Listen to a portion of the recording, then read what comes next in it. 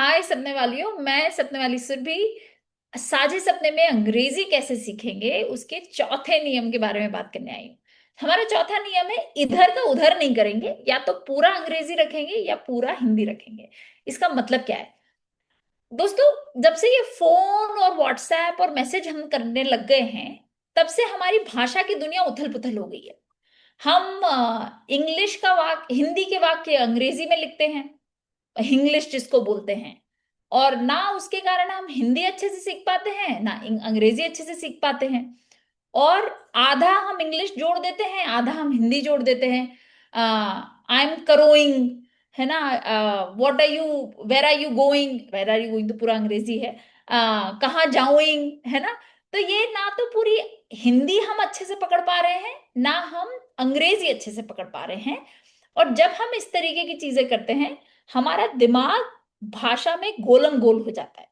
तो बहुत स्पष्टता के साथ या तो पूरा वाक्य हिंदी में लिखेंगे और हिंदी में बोलेंगे, या पूरा वाक्य इंग्लिश में बोले, अंग्रेजी में बोलेंगे और अंग्रेजी में लिखेंगे।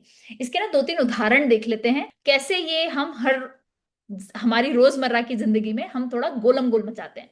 देखिए, ये मैसेज आया एक सपने वाली का। क्लास कब है, please reply fast. Ma'am ma'am आ गई क्लास में, सॉरी नेट नहीं चल गया था। ये पूरे वाक्य में एक तो अंग्रेजी की बहुत सारी गलतियां हैं, सॉरी की स्पेलिंग, फास्ट की स्पेलिंग, प्लीज की स्पेलिंग, है ना। पर अब सोचो, अंग्रेजी तो है ही है, पर हिंदी में भी अगर ये वाक्य लिखा होता तो शायद उसमें भी स्पेलिंग मिस्टेक्स होती। जैसे कब, है ना, वो के बी लिखा हुआ है, या मैं तो एम लिखा हुआ है। तो आप हिंदी की भी स्पेलिंग्स भूल जाओगे लिखना, और स्पष्टता से बोलना अगर ऐसा लिखोगे। और अंग्रेजी तो हम गड़बड़ कर ही रहे हैं इसके अंदर। ठीक है, एक और उदाहरण देख लेते हैं कि दिमाग दिमाग को क्या समझ में आ रहा है, इससे दिमाग क्या मैसेज ले रहा है ना। सॉरी मेरे में बैलेंस नहीं है। तो अभी वाक्य ही इसका मतलब क्या लग रहा है कि आपके अंदर बैलेंस नहीं है, आपका रिचार्ज नहीं हुआ। क्योंकि वाक्य तो ये बोल रहा है मेरे अंदर बैलेंस नहीं है, मेरे में बैलेंस नहीं है।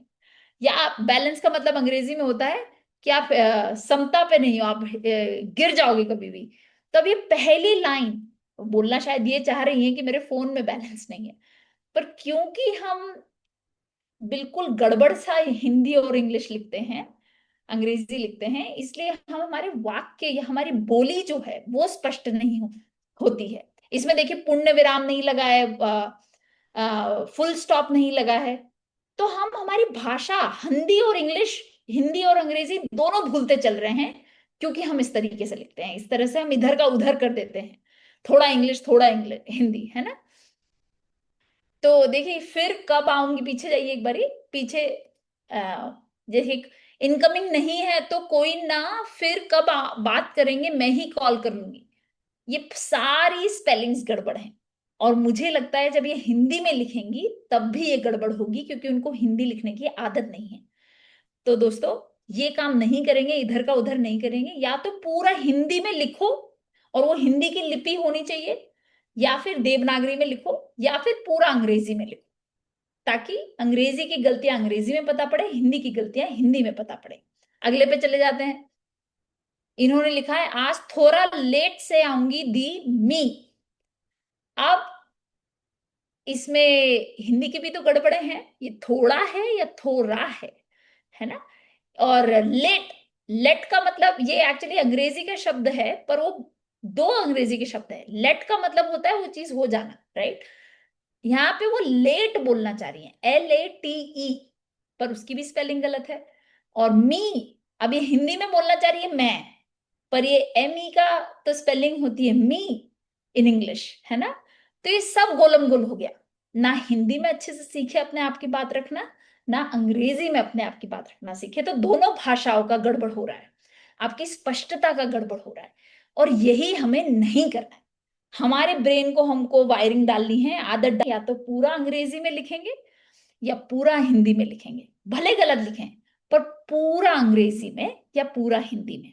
और बोलने में भी यही करना है, आधा अंग्रेजी आधा इंग्लिश ने हिंदी नहीं करना है। या तो पूरा हिंदी में स्पष्टता के साथ सटीकता के साथ बोले, या फिर पूरा अंग्रेजी में बोले। और हो सकता है अंग्रेजी क्योंकि नई है तो आप सीख रहे हैं, गड़बड़ करेंगे, पर वो अंग्रेजी की गड़बड़े हों। और वो आपको पता चलती चलेंगी।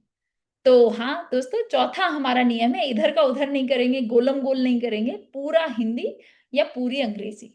ठीक है, तो ऑल द बेस्ट, सीखते रहिए अंग्रेजी।